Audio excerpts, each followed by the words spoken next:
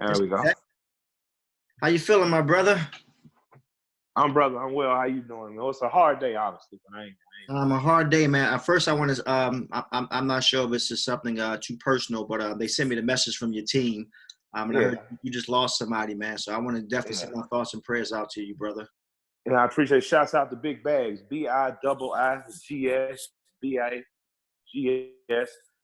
He was a retrain brother, but one of the best young rappers and entertainers the city was producing, and it just got cut off short. So my condolences to his wifey, my condolences to his family, and the Decatur, the whole side of Decatur lost one with him.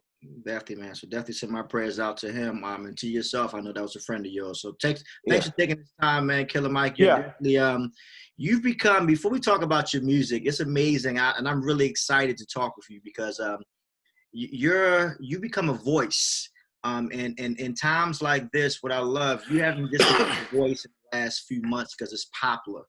You've always been using your voice as what I call greatness. I have a feature on my show called The Vitamin of the Day where I try to inspire somebody daily. And every time I hear you speak, I'm inspired. Like you speak from the heart and you can tell it's authentic. So what made you, because I feel like Killer Mike, when I first heard of you years ago, I heard you as a rapper. But now when you think of Killer Mike, I don't think about rap. I think about activist, philanthropist, motivational speaker. What made you drift off and say, this is my calling? I still am in what I feel is the greatest rap group in the world. On one half of this group called Run the Jewels, but I have been at my grandmother's the hem of her skirt since I was 5 years old in a voting booth and in some capacity involved in my community in terms of making it better for other people. I made a conscious decision at about, say, 15 years old to start organizing. Right. And I was an organizer. That's just, and I'm going to be honest with you, whether you organize your homeboys on the block so y'all fight another block so y'all don't get beat up so y'all get to school on time, or you organizing on the behalf of student rights once you're in school, you're an organizer. You know how to get people to move in one direction that's going to be effective and beneficial for all of them. And I've been that probably all my life, officially since I was 15. So now I'm more of a mobilizer. I find people in the community who are doing the work that is vital, and I try my best to add whatever magnification I can, whether that's bringing in other celebrities, whether that's bringing in dollars, whether that's bringing in attention. And I try to magnify those groups, including but not limited to groups like Next Level Boys Academy. So, so I'm this is what I'm to do. I rap. I got a great job. My wife never lets me forget. Your job is singing and dancing for people. And just like my grandparents did on their off days, they got in the community and helped. So I'm just simply the product of what I'm supposed to be doing as far as my community. Killer Mike, Run the Jewels, man. Explain to everybody, Run the Jewels, man. I love the name, by the way. Oh, yeah. I mean, if you were riding train in the 80s and early 90s and you heard somebody say, run it, you knew I'm going to defend these joys or I'm going to take them off. You know what I'm saying? So, and we started this just like a badass rap group that was, just trying to say the most badass things that we could possibly think of. And somewhere we put part of our heart in it, and people resonated with that. So people listen to us to hear tough raps, to hear us make ridiculous, audacious jokes about shooting poodles or having old ladies give us their money. If we don't, we'll shoot their dog, But people stay because we show a vulnerability that all human beings have, of love and empathy and compassion. And the records are pretty dope. And Run the Jewels is me and Jamie Moline, better known as LP, formerly of Def Jux and Company Flow, a Brooklyn guy, and I'm an Atlanta guy. Now you get Yankee and the Brave, and we're best of friends, we're brothers. We're a walking TV show, a walking mix of consciousness and contradictions with a lot of flair and humor. And I'm glad that hip hop is the one musical genre that allows you to be your whole self. You can be as ridiculous as Reggie Noble, as passionate and honest as Chuck D, as fierce and fierce, fiery as Ice Cube, and as slick and dope as Cool Keith, all in one person, all in one group rather. And I'm very happy to be one half of the group. Now, how in the world did Atlanta and New York, how did y'all link up? Because y'all from completely different worlds. How'd y'all link up and form a group? Well, Jamie and I, it's the universe. We were born a month and a few days apart in the same year. and we grew up in the same time in hip hop. And right when I had made the last, I promised my supporters 4 pledge series, 4 underground albums. I did 3, and then Jason DeMarco from Cartoon Network comes in and says, "Hey man, I want to give you some money to make your version of America's Most Wanted. To make the record, all you got to do is just be Killer Mike and just go hard as you probably." And I'm just like, "You're gonna do this for?" And they were like, "Yep." And they got me an LP in a room, and the rest is history. We've never looked back. That's amazing, man. Now, speaking of other things that you're a part of, Trigger Warning. Trigger Warning on Netflix. I see you got a Netflix deal, man. Tell me a little bit about that. Well, sorry, I smoked earlier. Make sure I got the cotton off. But you good. Netflix. We originally went to FX. FX gave us opportunity to shoot a pilot. Pilot they didn't pick up. They let us, gave us permission to take it over to Netflix. We pitched it to Netflix, and we ended up shooting a docuseries, a 6-part series that just dealt with hypotheticals that I had in my mind since I was sketching while the teacher was talking in 7th grade. I've often wondered, if I look at your outfit right now, I would say to myself, I could sell that outfit to Crips, Versace jeans, Wolves. I could figure out a way to sell that to all my homies that are Crips. So just based off the color and based off the dopeness of the design. So why wouldn't I try to figure out as a Crip a way to sell clothes to other Crips? Because I know there's a market for it. You know what I mean? If you were wearing all red, I could figure out how to sell it to my blood homies. So my thing was, what's one thing all Americans love, and that's probably worse for us than, you would say gangs? Sugar. Shit. Nobody gives a shit that we're selling sugar. Yeah. But but to get 2 rivals to participate in capitalism together, because capitalism is about rivalry. It's warfare, just without the blood. I thought that was an effective means of organizing men to get together to build a product to help each other through competition. Because I know some Crips that like blood pop. I know some Bloods that like Coca-Cola. And my thing was, if I show an example that can happen, what other things can happen? Now, this group was before us, but they're brothers who run a restaurant. One's a Crip, one's a Blood, called Trap Kitchen out in LA. They're working effectively together. No matter what their street fraternities are, the bigger overarching picture is they're providing jobs and economic opportunity to Black and brown people in Los Angeles. And that's what I want to see more of. So these ridiculous ideas that I've kind of had forever are rooted in a firm understanding that what you need to do is show people that possibility can happen. And once you do that, they take their own guardrails off themselves and start accomplishing amazing things. Hey, man, if you just tuned in into the Quicksilver Show, of course, we're talking to my Killer Mike. Trigger Warning, available now on Netflix, so support that. Definitely support the new album. The new album's out right now, correct?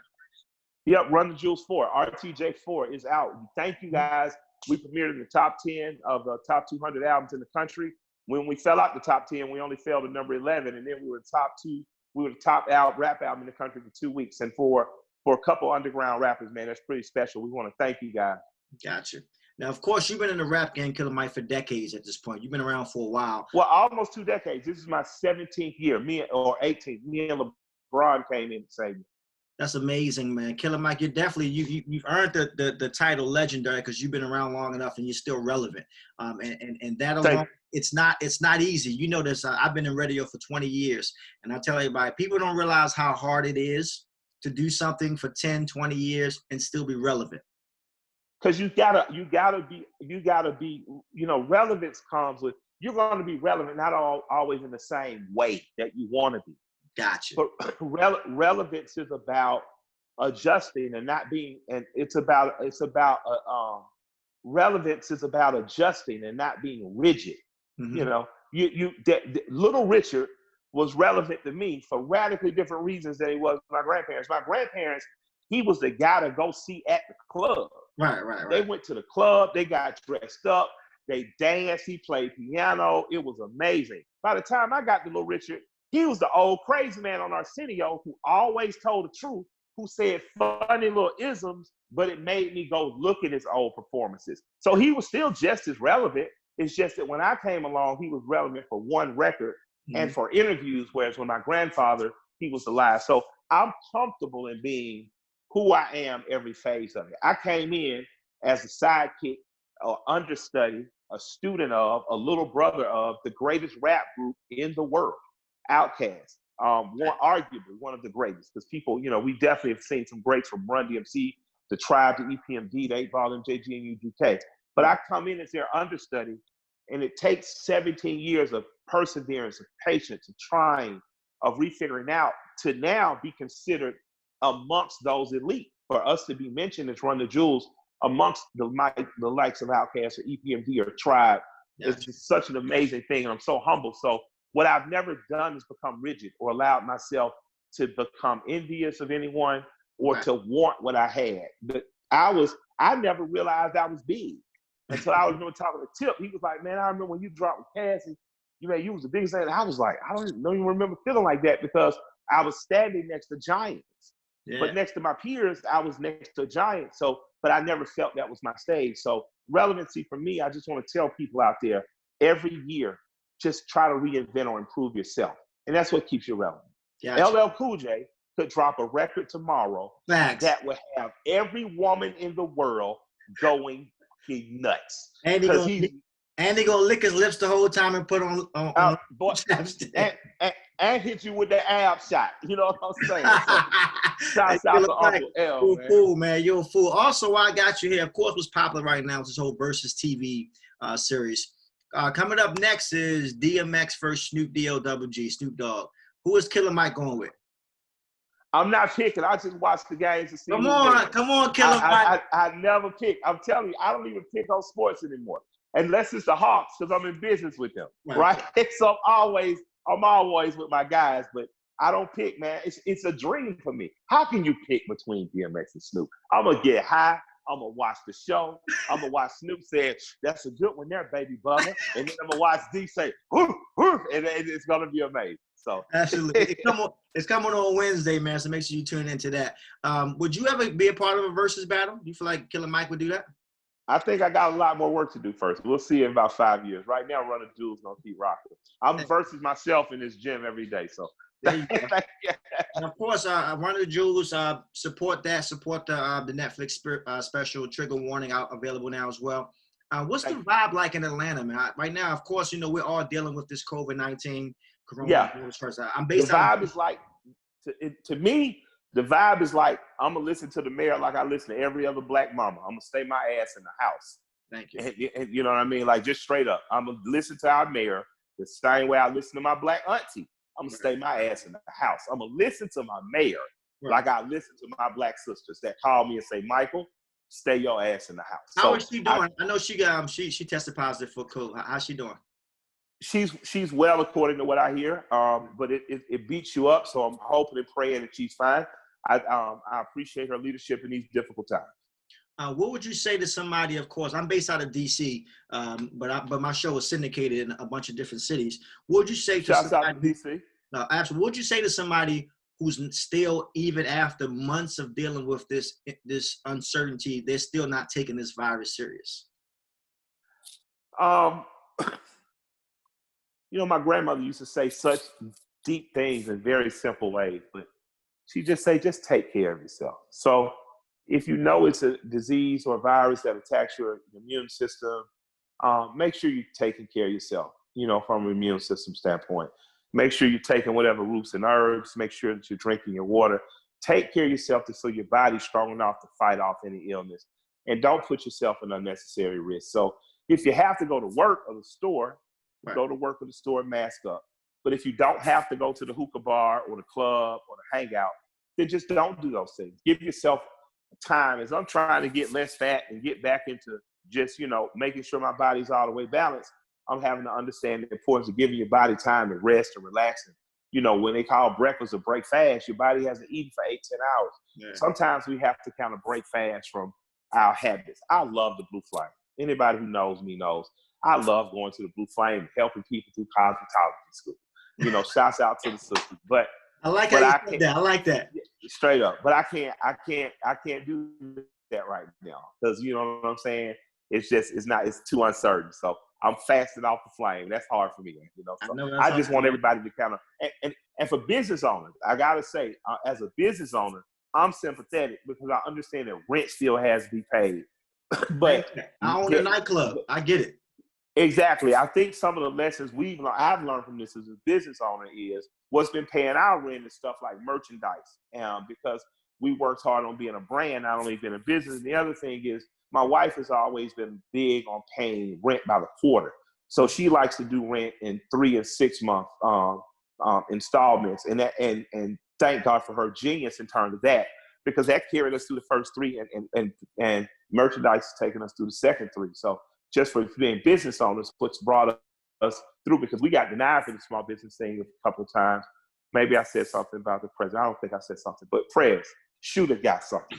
But what brought us through was my wife's forward thinking. So I just want to encourage business owners that as we move forward, let's learn from this, because I want to see more small and medium businesses. I don't want to see corporations eat up all the work that we've invested in making some of these communities that people wouldn't come to. Absolutely, Killer Mike. I really appreciate you, man, because like I said, I always learn. I love people in the industry that I can have a conversation with, and I learn outside, of course, music, Run the Jewels, and the Netflix. Yeah. Like you're just a very intelligent young brother, and I salute you for that, Killer Mike. And of course, while I got you here, you know, I love Killer Mike because he's always on the controversial side at times. Yeah. Right now, what do you think about this whole political race? Right now, we're down to, you know, of course, the last 2 candidates, and Kanye West announced he was going to run for president. Then he dropped out. Now he's back in. Like, your thoughts on what's happening right now and with this whole election with Trump, Biden, and Kanye? I don't think in those terms politically. Gotcha. Because national elections are like beauty pageants. They happen once a year. Everybody gets all excited, and while that's happening, you're ignoring all the pretty girls at your high school. You're ignoring all the intelligent women in your church. You're ignoring all the women in your family who have talent, because you're focused on a beauty pageant because they say that's what's important. Federal elections are important, and who is your president is important. But what's more important, well, who's on your school board? Who are your mayors? Who are your governors? Who are your state representatives? So after my guy pulled out, who was Bernie Sanders, what I did was pull back to look at the national election from the spectrum of I pulled back and went to the national spectrum, like who has the policies that are most like Sanders? And then I came all the way home and said, on the local level, who has those policies? And I supported people on the local level who are running, who support those policies, including but not limited to John Ossoff down in Georgia, Mayor Ted, who's running in the cab. So that's what I did, and that's what I suggest other people do. And I'm glad you said that, because I always speak to people and tell everybody your local officials have more power than you think. But a lot of times people are so focused on, of course, the presidential election that they lose focus that these things that you're upset about, the guy in the White House really can't change your school system. The guy in the White House can't fix that issue you have in your neighborhood. So you have to make sure your local officials. Yeah. Absolutely. You have to. Absolutely. You got to. Gotcha. Well, Killer Mike, we're not going to sit here and talk politics, of course. But before you get out, I got to get somebody, man. Shouts out to the homegirl, Latia. She started a business out in Houston, or Cypress, Texas, called the Jerk Hut. And she's a DC girl, man. So shouts out. I got to give her some shit. Her name's Artia Thomas. She has a restaurant called the Jerk Hut out in Cypress in Houston. So regardless, just people who in DC who out there support one of your own, because man, I just never seen some jump so quick. I was like, you must have been putting some of that 80s DC crack in there. People tear her business up, man. It's going down. But DC really created a hustle. So shouts out to the whole district, man. Love. Definitely, man. Killer Mike, man. Support my guy. Last question while I got you here, Killer Mike. Your thoughts, if you have any. Of course, have you been following this whole Nick Cannon situation? Have I followed? I haven't. I've been kind of out of the loop. A rap friend of mine got killed this morning. Yesterday, I was doing interviews all day, so I haven't paid much attention that much. Yeah. I saw something about Puffy offering him a job, and I was like, man, if Nick goes to Revolt TV, boy, that's the only channel I'm going to have on cable. I'm watching Revolt all day. Well, I'll give you the short story was Viacom, the network that he was on with Wild 'N Out, they fired him. and they fired him because he made some remarks that they thought were racist, it was too pro-black on his podcast, and they fired him. And since then, he made a statement, saying I was unapologetic what I thought, which I support him on. I think more of us need to be able to be uncomfortable without feeling like I have to apologize. If Quicksilver or Killer Mike are talking right now, and Killer Mike says to me, Quicksilver, this is what I like, and then it makes it to the blogs, and all of a sudden now Killer Mike is getting backlash, Killer Mike shouldn't be like, oh my God, I have to put out a statement. No, I said what I said, and I'm going to stand on that. And I really support him for at least standing in what he said. But definitely look up on that, man. I know you were really. I definitely will. Nick, I know that Nick Cannon is one of the brothers who made sure that Dick Gregory was put in a grave properly and respectfully. I know he's done so much, like for Mr. Gregory. I was friends with Mr. Gregory, and he's done so much for the African-American community, unasked for attention-wise, in terms of helping our elders. We don't do a very good job of taking care of the people who took care of us. Rosa Parks' rent was paid for by the owner of Little Caesars. When you look at Mr. Gregory, paid his funeral covered and cared for because of Nick Cannon. So let's take care of the people that take care of our old. So I don't know what I've been involved in controversies. I don't know what controversy. I'll look it up after we speak, I guess. But I just want to say, from a character perspective, any human being that takes care of your old, that have sacrificed for you, is worthy of protecting. And if they offend you, they're worthy of forgiving. But Black people, just take care of the people that take care of you. Hey, that's a perfect closeout, man. Just once again, man, support Killer Mike, support his Netflix series, support the album. You can continue speaking up for us, man. I love that. Like I say, I love that when I mention the name Killer Mike, even though I know you're a rapper and you're a dope rapper, when you mention the name Killer Mike, people, first thing they think about is activists, philanthropists, voice of the people. You become one of those, man, and it's not easy, because once you become that voice, the old saying is, to whom much is given, much is required. And now it's people almost, they're looking for Killer Mike to say something when something happens. It's like, what does Killer Mike think? Well, I think that less of us should rush to say something, and more of us should rush to listen and hear and analyze. The T-shirt I'm wearing right now is plot, plan, strategize, organize, and mobilize. Plot something out, plan it, strategize, organize, then you mobilize. So let's not be pulled into anger or outburst or too quick of response. Sit back, measure your response, and respond with a diplomacy in which you can avert fuck shit, because that's what you're not looking to get yourself into, fuck shit. Hey, you ain't never lie. Well, say less, my brother, Killer Mike, man. Any last words you want to, anything else you want to plug while I got you here? Man, shouts out to the mayor. Shouts out to her assistant who showed love. Shouts out to Officer Allen up there, who showed a lot of love. Shouts out to just DC in general. You guys have been great to me. I really appreciate y'all. Of course, we are the home, unfortunately, of where that guy. I don't even like saying his name. I call him 45. We're the home of that guy. Yeah. So in case you don't know, he listens to my show. So if you want to say something directly to him and you've never had a chance to say how you felt, you can say it right now, because he's going to hear this. Well, so. I don't have anything to say for him that I wouldn't have said for the other 44 presidents. All of you guys have done a piss poor job of making sure that Blacks enjoyed their full constitutional rights. So I would argue that all 45 have been equivalent in making sure that the status quo was kept. And I challenge whoever is 46 to do better. Wow, that you almost threw me for a monkey wrench there, because of course somebody could say, all right, but Killer Mike, what about the guy before Trump? What about Obama? Somebody would say that, like, you feel like he did the exact same thing as the other 44? I'm going to repeat what I said. Black people have not enjoyed our full constitutional rights under any United States president.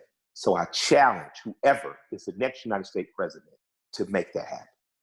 Say less, man. Say less. Today is Assata Shakur's birthday.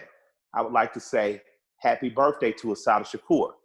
And I would also like to say the bounty on her head did not go up to $1 million under 45.